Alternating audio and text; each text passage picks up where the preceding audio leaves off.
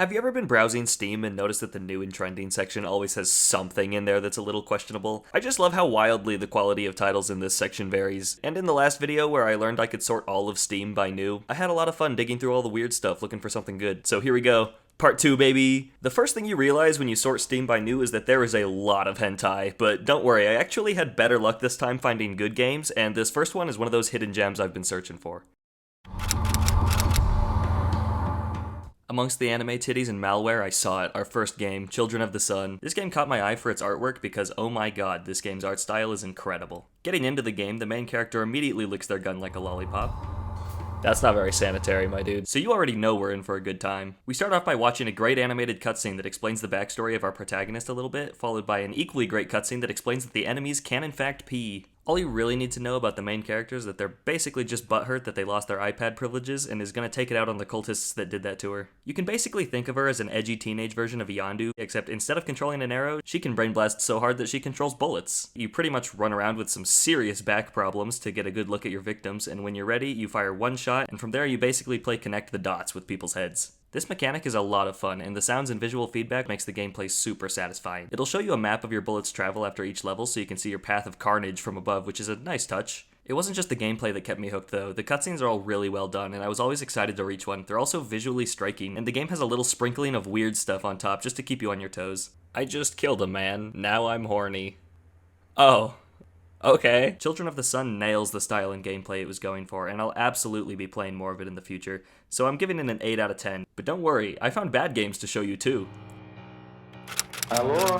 Hello? Let me ask you a question. Have you ever looked at Five Nights at Freddy's and thought it looked fun, but you don't want to play it and risk being associated with the community?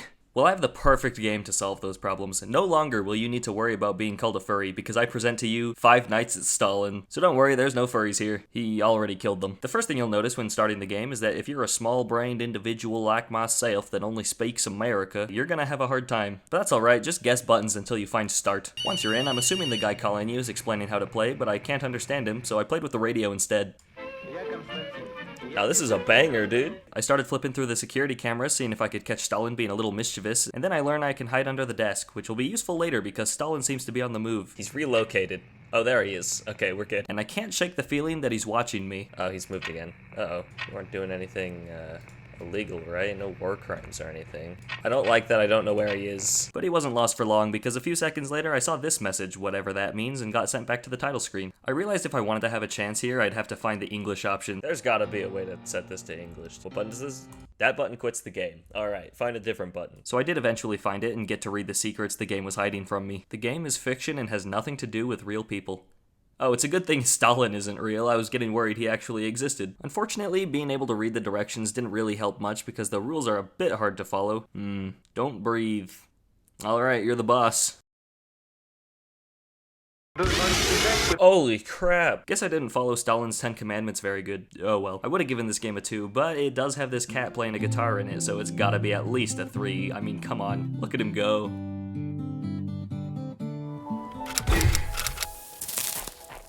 This next game perfectly simulates what it would be like if Usain Bolt was a wizard, and it is so much fun. The gameplay is pretty simple. You just pick a level and get to the end of it as fast as you can by using your magical gardening skills. Spawn sapling. Okay.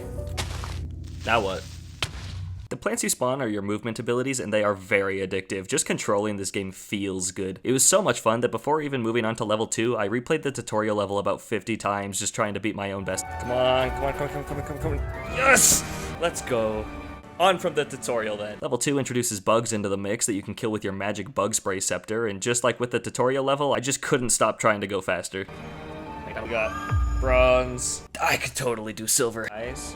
Is that enough for... Oh, I think I can go for gold. Let's go. Let's go. The levels are so quick, and getting a new record is so satisfying that it's seriously hard to put down. But also my satisfaction was ruined a little bit by this guy who took my spot, and I will not forgive him for that. I think my only real complaint is that the music is kind of whimsical and slow, which feels mismatched when the gameplay feels like this.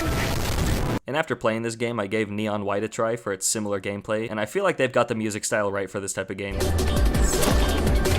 Plus, Neon White comes with some free wisdom. It's like how you can never be a true gamer if you only ever play on easy mode. But overall, this game is loads of fun, and for only being $8, it's kind of a steal. I'm gonna give it a solid 7 out of 10. After all that sweating for high scores, I'm all out of gamer potions, so I need to play something slower paced, something that even your grandma could play, and that's when I found it, Granny Hop. Now on the surface, this game seemed like it would be easy, but no. This game is what I assume they make you play in hell when you've committed the 8th deadly sin of only ever playing on easy mode. I spent an embarrassing amount of time trying to figure out how to even control Granny, and even after figuring out that I need a larger mouse pad, I died 24 times on the very first level, which the game helpfully tracks for you to make sure you know that you're trash. I only made it to level 3 before I gave up. Granny is just gonna have to live without her wine, because after dying 56 times, I still never made it past the 3rd platform. So I backed straight out to go play more Spring Dash instead. I just don't have the gamer skills to be an alcoholic grandma on a pogo stick, but I don't want to look like I'm giving it a low score just because I'm bad at it. That's exactly what I'm doing. So I'll give it a 5. That's right, Raid Shadow Legends. Raid is an epic dark fantasy RPG with... Sorry about that, they keep escaping. Anyways, we're actually playing Sandwich Simulator, so I can finally achieve my dream of becoming a Subway employee. Starting up the game, the title screen gives me Vietnam flashbacks to the many late-night battles I've had with Microsoft, my nemesis. I click start, completely ignoring the tutorial option like an idiot. Sometimes foreshadowing is relatively obvious. We begin by meeting this hungry abomination, and we're told to grab our grocery list, which seems simple enough. I walk over to the computer and discover that this game has the most confusing controls ever crafted. Despite that, I managed to turn on the computer where there's a note labeled controls. I thought I was saved, but nope, those are the controls for a minigame. There is no way to see your controls. After spending several minutes trying to understand how to use my hands, I managed to get my grocery list and go outside. Any Subway employee knows that to make a good sandwich, you gotta put in the blood, sweat, and tears, and in my case, no! Mostly blood. Once I escaped Mickey Mouse's thirst for vehicular manslaughter, it was time to go shopping. The grocery store looks like it came from the back rooms, but conveniently, it has exactly the ingredients I need. I grab the basket and get started, but the tomatoes here have a weird problem. Soup. Yeah, I don't think these tomatoes are organic. They also seem to be haunted because my basket came to life after I threw in the soup. It's alive! Once I fed the creature some lettuce and cheese, it calmed down so I could carry it outside. Unfortunately, the FBI caught on to my illegal soup magic and came here to stop me from making my sandwich. But I've worked too hard to get here, so I quickly try and escape by playing Subway Surfers. Once you escape all the government's P&Gs, you gotta seduce the FBI. Now, this is where we run into a little problem. You see, that button is out of your reach unless you've accidentally figured out how to reach forward. I tried everything I could think of, but nothing would let me move my hands farther away. Remembering that there was a tutorial on the title screen, I decided to give that a shot and come back. So one quick tutorial later, I went back to finally rizz up the FBI. Oh, we have to start over. Apparently, there's no save points in this game. Even now knowing what keys do what, the controls are still so convoluted that replaying the game was still a real test of patience. I get killed by Mickey, fight the tomatoes, run from the feds, and finally get to grab the button for the FBI agent, and he's so impressed he lets me waddle away.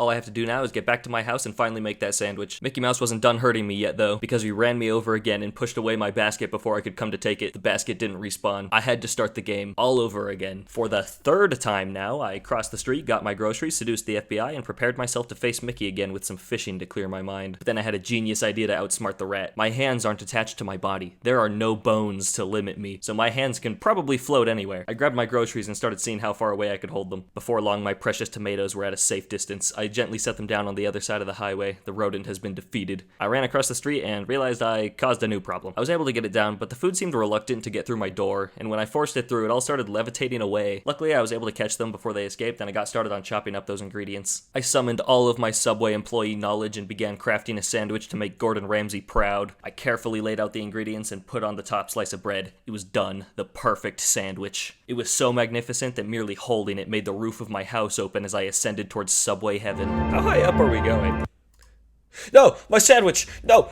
Don't worry, the sandwich was okay. 5-second rule. So I picked it up off the floor and finally got to take a bite. And my god, it was delicious. After the terrible controls and having to restart the game twice, I thought I would hate this game, but I was so happy to finally have that sandwich that I'm still gonna say it's a 6. That's the end of the video. Go away. This video sat unfinished since May because I just didn't have the time or motivation to finish it. I do want to make more videos, but things are going to be simpler going forward because I edit really slowly and I burn out easily. I also want to make videos on other gaming topics, so the next video will be a bit different. Anyways, to my loyal subscriber, I'll see you in another 8 months. Aww.